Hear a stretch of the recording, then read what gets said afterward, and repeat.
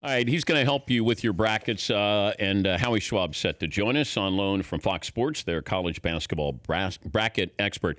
Howie, good morning. Thanks for joining us. What stood out to you yesterday? Well, first of all, great to be with you, Dan, and the Danettes. I'm excited to be back on, but what stood out to me, a couple of things. Number one, this was the toughest year to figure out the bracket. It really was, because there's such balance in college basketball. Some people say it's great. Some people say it's mediocrity. I think it's just been a fun year. What stood out, very simply, I thought there were two teams that made the tournament that surprised me, Arizona State and Syracuse.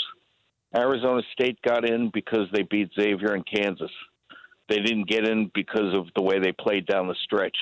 8-11 last 19 games, 1-5 last 6 games, lost at home to Stanford, Utah, and Oregon, and those are 3 teams that didn't make the tournament. So I was surprised Arizona State got in, but because of those 2 big wins, they're in. Syracuse, I found to be surprising as well. I personally had St. Mary's and USC in, but they didn't have enough big wins. St. Mary's only beat Gonzaga. USC didn't have as many quality wins as some other teams, though USC finished second in the Pac-12, made the finals of the Pac-12 tournament, but didn't get enough of a boost by beating Oregon and Oregon State in the Pac-12 tournament. So now we move on. The other thing that amazed me, Duke, Kansas, and Michigan State are all in the same region. Crazy. That's going to be rough. Why is that, Howie?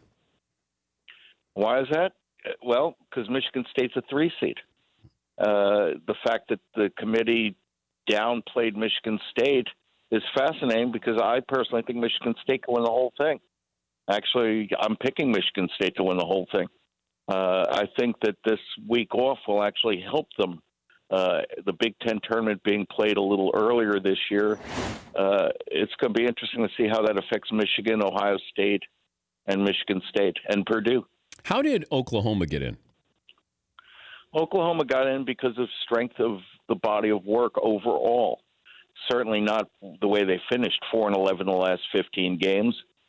They really struggled. Trae Young hit a wall, and while he had a great year, certainly Oklahoma down the stretch was a very big question mark. Oklahoma State beat them twice. Oklahoma State beat them in the Big 12 tournament. It's kind of surprising, but yet Oklahoma plays Rhode Island in the first round. Being away from the Big 12 teams that know Oklahoma so well, it's possible Oklahoma could give Rhode Island a tough game.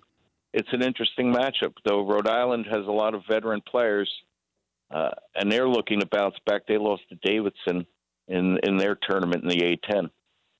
What is your best bracket advice for people?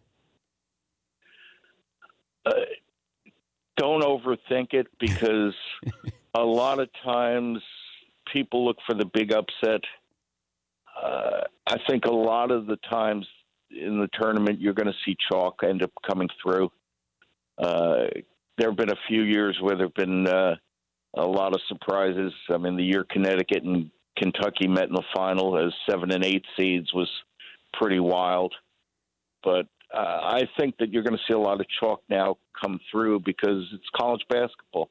The better teams end up winning. That's why you don't see a 16 beating a 1, for example. Give me the number 1 seed or number 2 seed, the first top seed to go out.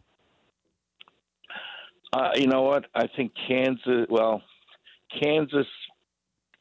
their bracket could be interesting. I like Virginia and Villanova to get to the Final Four, so those 2 1 seeds I think will be okay. Mm-hmm. Xavier will be challenged. I think Xavier will be challenged by Gonzaga. I think most of the 1 seeds will be okay. So you have Michigan State going to the Final Four. You have Virginia going to the Final Four. You have Villanova going to the Final Four. And your other team is? Gonzaga out of that bracket. And I'll tell you what, a lot of people are on Michigan in that bracket. Watch out, Michigan. Montana's not a bad team. Michigan, with the week off, they had all the momentum in the world after what they did in the Big Ten tournament, beating the likes of Purdue, Michigan State, and Nebraska. That's 3 pretty solid wins.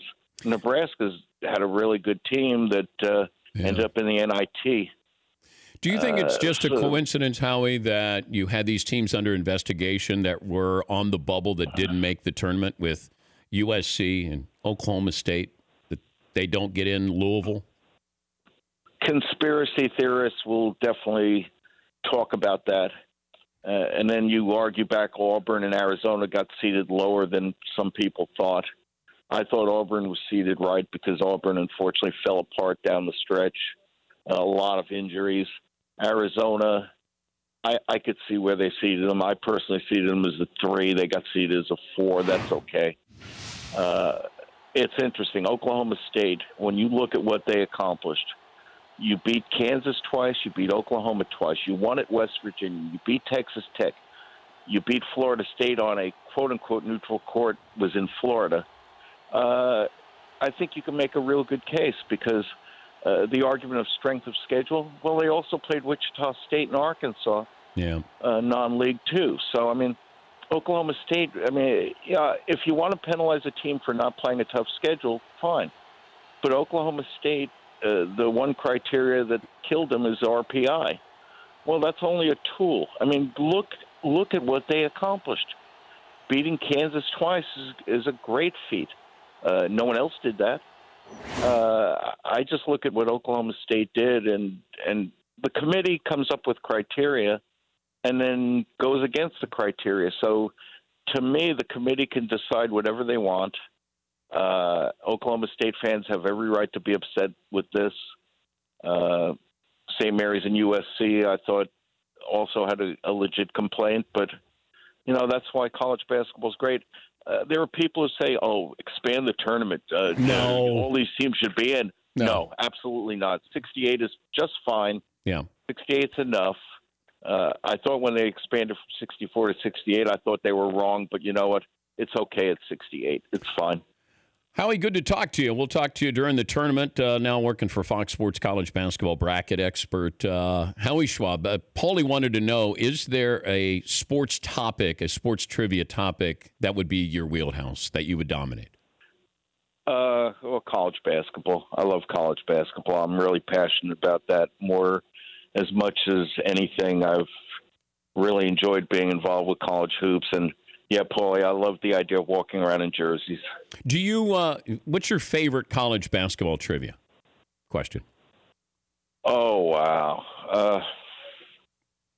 Well, that's hard to say. I mean, I could throw out a bunch of different things. I mean, one I'll throw out right now is name the 3 teams that have made the tournament at least 20 straight years in a row before this year. Well, actually, now it's 4 because Gonzaga's the 4th. But they've made it 20. Actually, that's not that. 20 or more straight years in the tournament. Gonzaga now is the 4th. So Duke is there. Duke is there. Yep. North Carolina? Nope.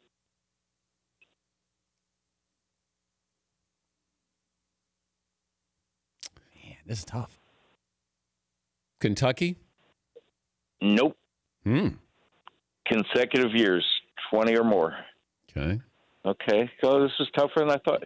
The answer is Kansas and Michigan State are the other 2. Oh. I think I would have gotten to Kansas. I don't know if I would have thought of Michigan State. Yeah. No, Tom Izzo is great at this time of year, so I'm going to go with him. I think they will bounce back after the loss to Michigan in the Big Ten tournament. Paulie wants to try to stump the Schwab. Paulie? Yeah, boy. I don't know it's going to work, but Howie, this is kind of wheelhouse for you. Michigan State versus Indiana State for the title in 1979. 79, yep. Who did Indiana State beat to advance to the final game? They won by 2 points. I know that. The Final Four was Indiana State against DePaul. Yes. Penn against Michigan State. Michigan State beat Penn by 50, and Penn beat St. John's in the game before, which still bothers me. Wasn't Gary Garland, was he one of the stars of that DePaul team? DePaul, yep. Carl Nix and some guy named Bird, yeah. That was. You can't stop. Oh yeah, no, that was 79. That was a really vintage year for college basketball, and that was a very important year for college basketball. And Bird and Magic certainly were very important for the TV. Oh, changed college basketball. Changed it. Yeah. Yep.